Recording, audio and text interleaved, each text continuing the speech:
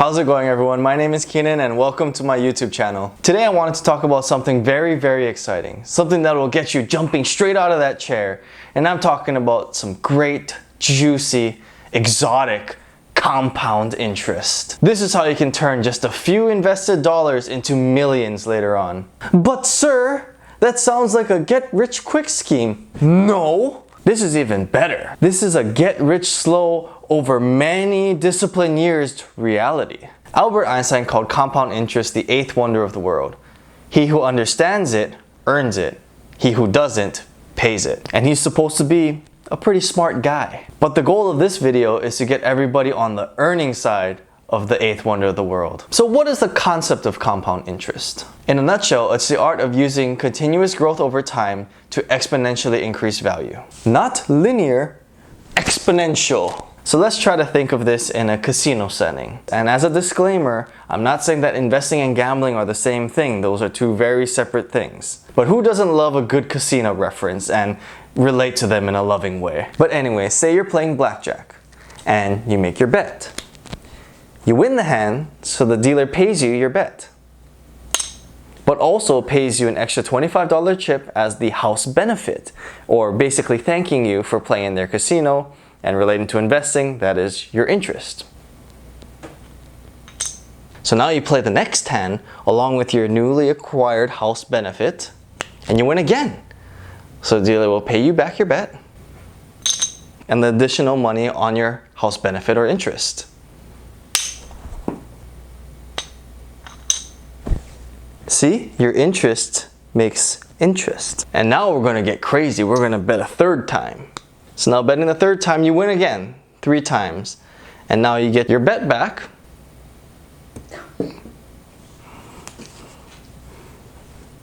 But now you get 2 chips for your interest because your interest is building your interest. So see, this is the art of compounding. Interest building interest.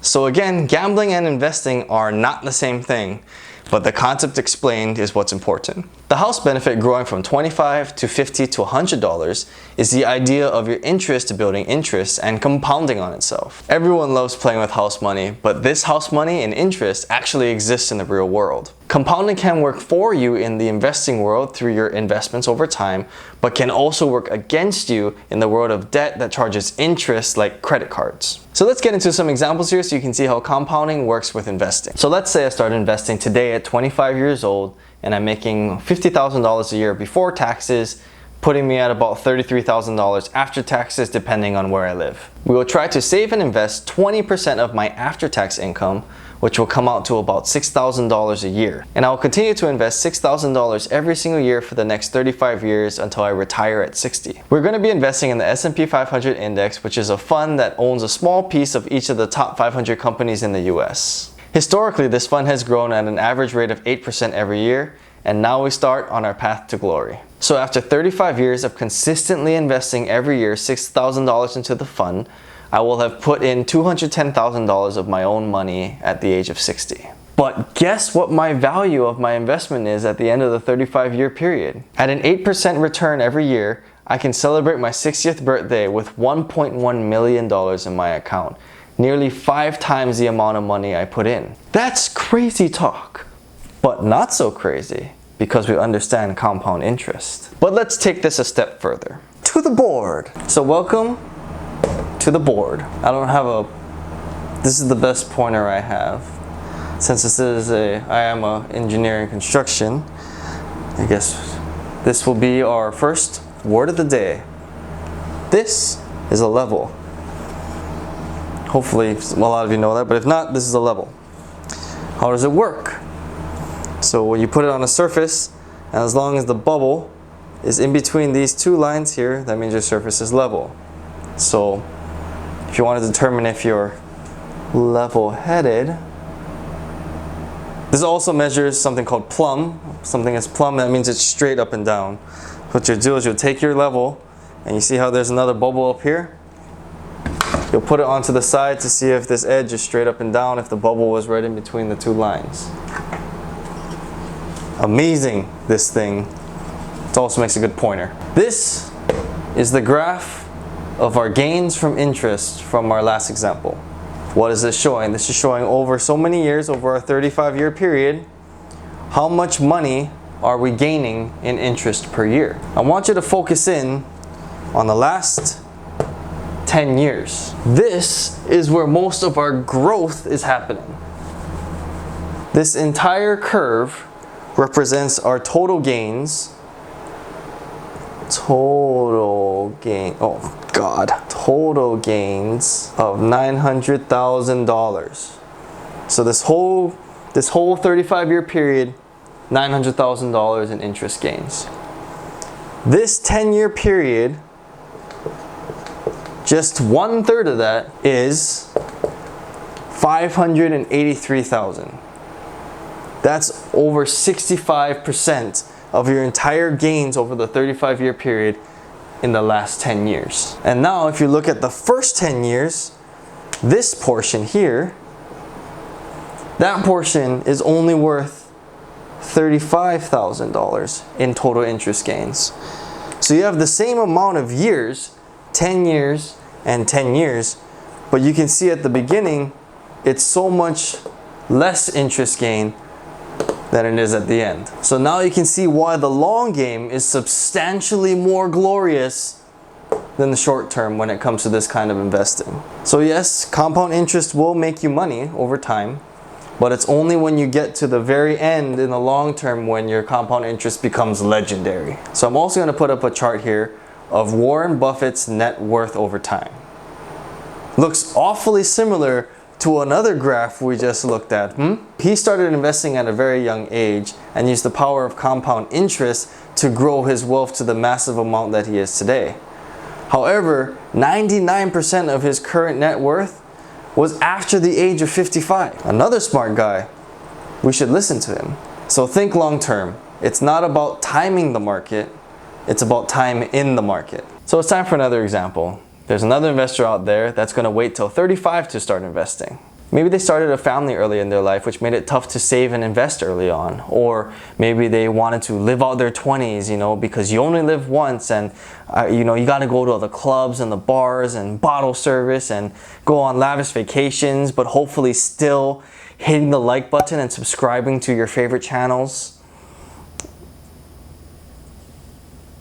So they started a little later, but they still want to retire at the same time as me at 60 years old.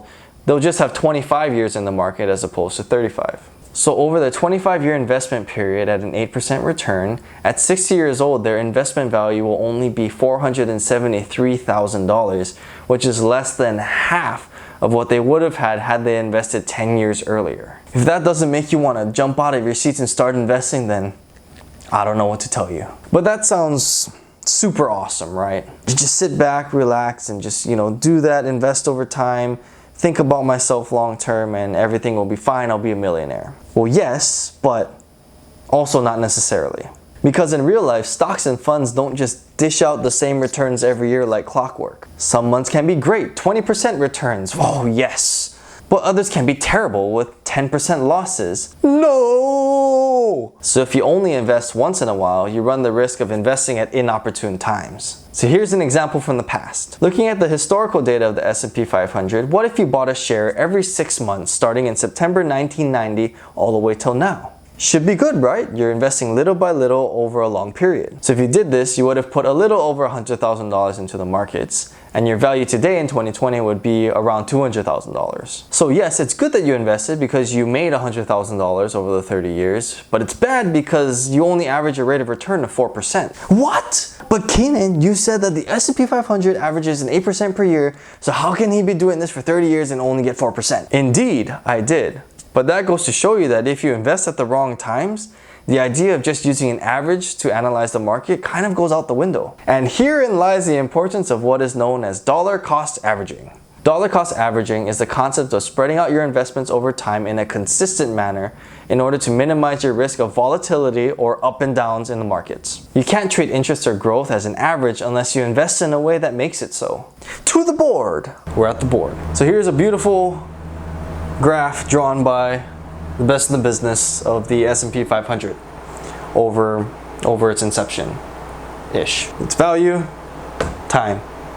over time. So here in red is the 8% line, which is essentially right in between the highs and the lows of the fund. But for this line to truly represent the S&P 500, I need all of these data points in there.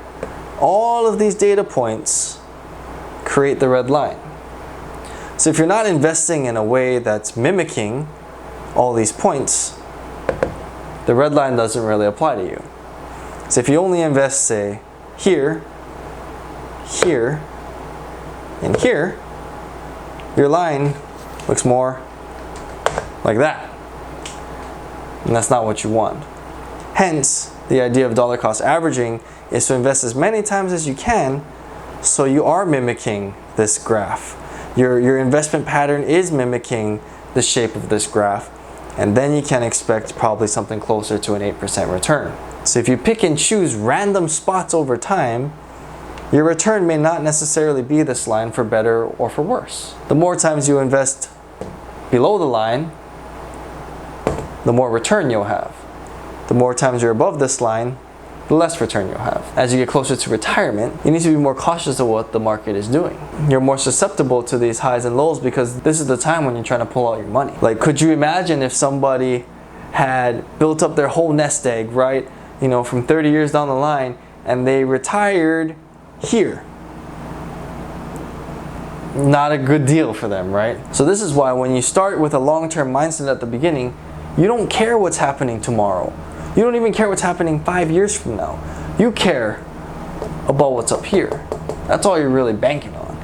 It doesn't matter what's happening in between because your money is there for the long term. And if you're older, don't feel like you're too late to the game. You know, set up your child or grandchild at point A over here. They're gonna thank you later on for being so wise. So if you're in your 20s or 30s or maybe even your teens, I hope that this video inspired you to spring into action and start building that compounding foundation for you to invest over time. Start to think about the purchases and money you're spending today and how that's going to affect your investment growth in the future. In the present, think, what is this value to me now? And is it worth giving up the compounded growth in the future? Understanding that buying coffee 3 times a week instead of trying to save that $5 and make it at home, and how that's going to cost you $130,000 at retirement, should help you make better financial decisions for your future. But for all my viewers out there, younger and older, now you know the power of compound interest for your benefit. So when you're faced with interest on debt, you know how important it is for you to pay that off as soon as you can, because you don't want to be on the wrong side of the glorious thing of compound interest. Well, that's the end of the video. I hope that was helpful for you all, but mostly inspiring for you all to start thinking about your future and embracing a long-term mindset. If you have any further questions or suggestions about this topic, please comment below or even let me know what you think I should make my next video about. And if you enjoyed the video, please like the video and subscribe and hit that notification bell so you'll be notified anytime I post a video. Thank you for watching. I really appreciate your time, and I'll see you on the next video.